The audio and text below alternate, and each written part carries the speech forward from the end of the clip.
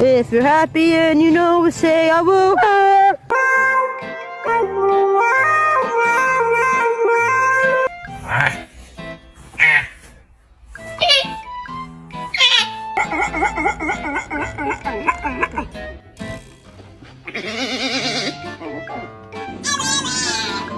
Stop. Okay. Oh my goodness, you alright?